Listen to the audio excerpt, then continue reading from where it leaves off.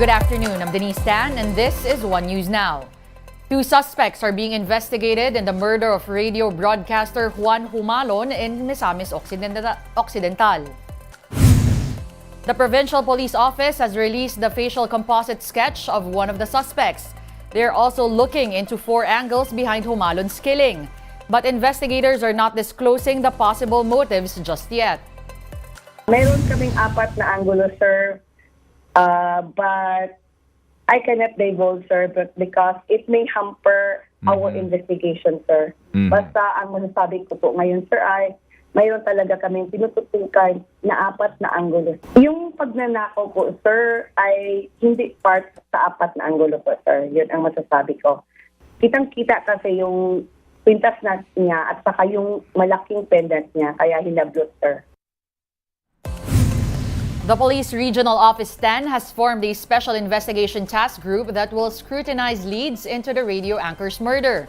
Humalon, who was also known as DJ Johnny Walker of Gold FM 94.7 Calamba, was shot dead during the live stream of his show on Sunday morning. Authorities did not know of any death threats against the radio broadcaster. Ang kapulisan natin ay nagtanong na doon, ma'am, sa mga kapamilya, makatrabaho niya.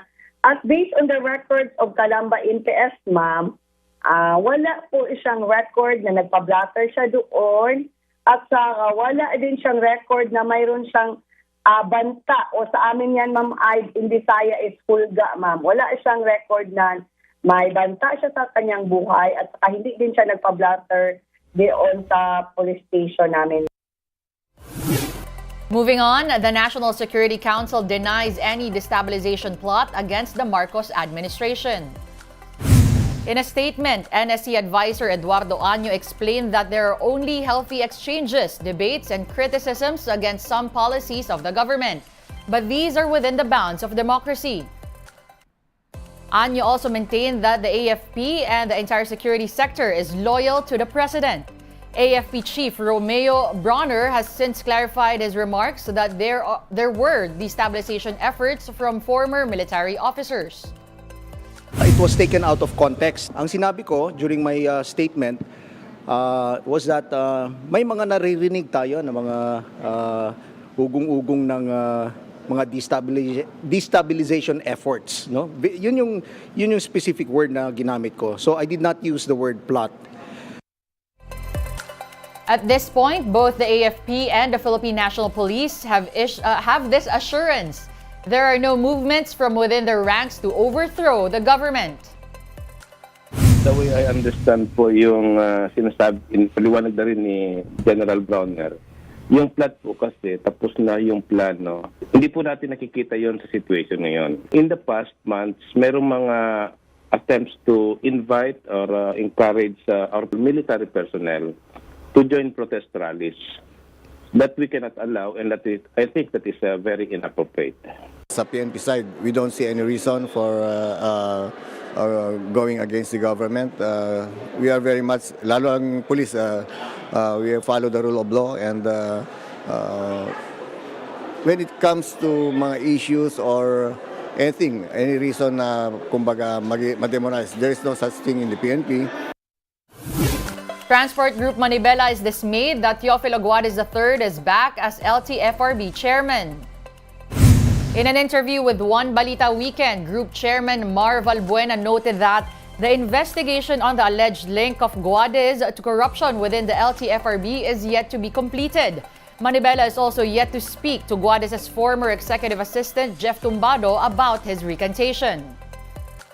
Wala pa po resulta yung nangyaring investigasyon sa Kongreso. Kung meron man sana sa Senado, sa NBI, sa DOJ o sa Ombudsman, bakit po ibinalik na kaagad nang wala pa pong resulta? So, nakakadismaya po yung mga ganitong pangyayari. Malacanang reinstated Guadez at the LTFRB on Sunday. He was previously suspended after Tumbado claimed Guadez's involvement in multi-million peso bribery schemes. Tumbado has since taken back his statements, saying they were made out of impulse and poor decision-making. Time to take a quick break. One News Now will be back with more stories after that. Stay with us.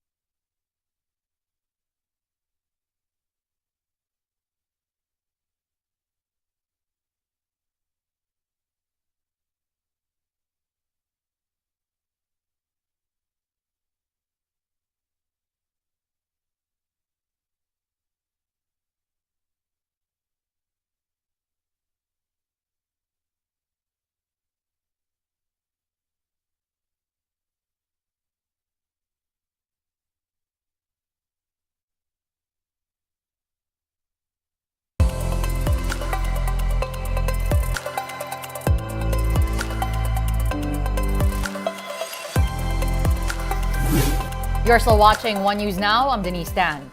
At least 20 Filipinos will be allowed through the Rafah border crossing today for safe passage to Egypt. They escaped fighting in Gaza and were initially supposed to leave on Sunday. Once they have crossed, the Filipinos will be required to leave Cairo within 72 hours. According to Foreign Affairs Undersecretary Ed De Vega, Israel has approved the repatriation of all Filipinos in Gaza. But he noted there are those who won't leave without their Palestinian spouses. Of the 134 Filipinos in the Gaza-Egypt border, only 43 have agreed to be repatriated. Tomorrow, the Israel-Hamas war marks its first month. Thousands have been killed while millions of Israelis and Palestinians have also been displaced from their homes. Watch this.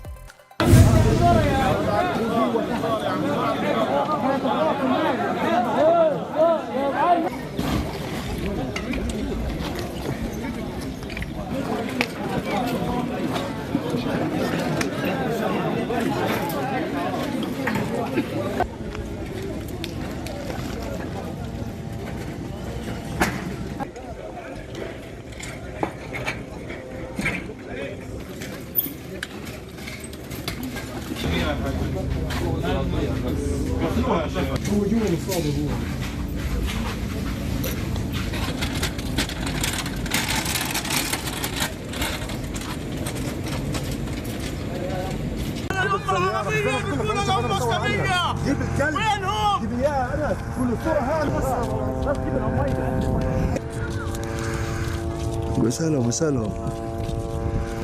حسبي الله ونعم الوكيل.